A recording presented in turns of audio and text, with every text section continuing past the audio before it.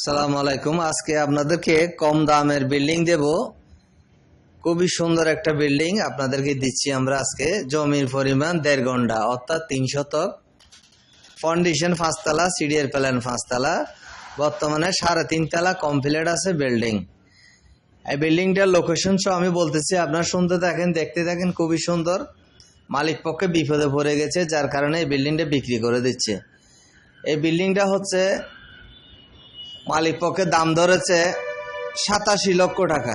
87 লক্ষ টাকা মালিক পক্ষে দাম ধরেছে। এই বিল্ডিং থেকে প্রতি মাসে গড় ভাড়া পাবেন 75,000 টাকা।